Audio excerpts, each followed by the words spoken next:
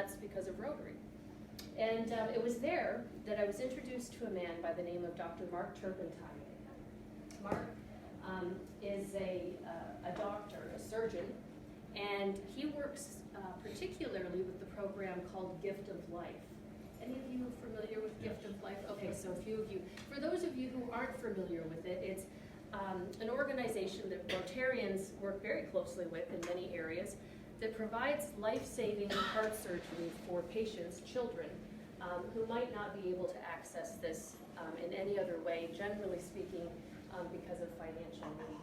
So I was introduced to Dr. Mark, and we had a lovely conversation, and he was a delight. And he told me a little bit about what the mission was going to be like over the course of the next week. And anyway, fast forward to the end of the conference. We're now 4 or 5 days later, and we're just getting ready to leave for the airport. And the governor said, you know, Dr. Mark is just starting the surgical rotation today.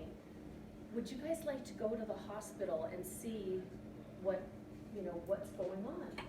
Well, of course, jumped in with both feet and said, I would love to go.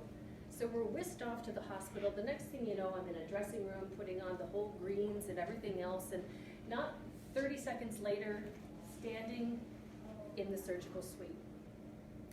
And here in front of me is a bed, and Dr. Mark is standing on this side. There's a nurse beside him, an anesthetist over on this side.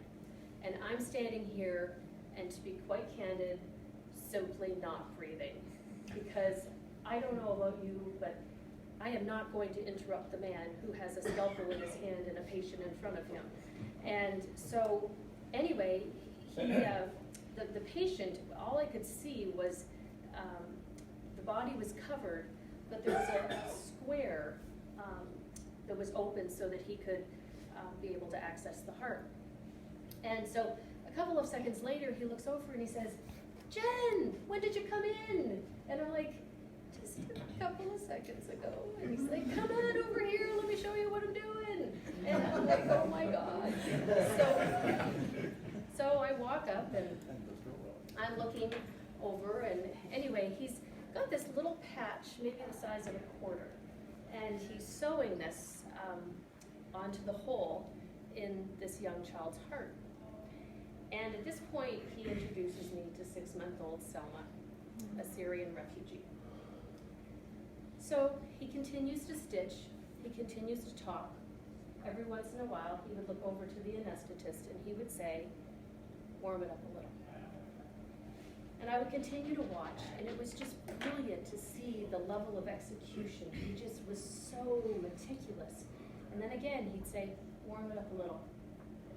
And he'd go back at it, and finally, he had tied it off, and he had his hand underneath the heart, and he was jiggling it to make sure that there was no leakage going on.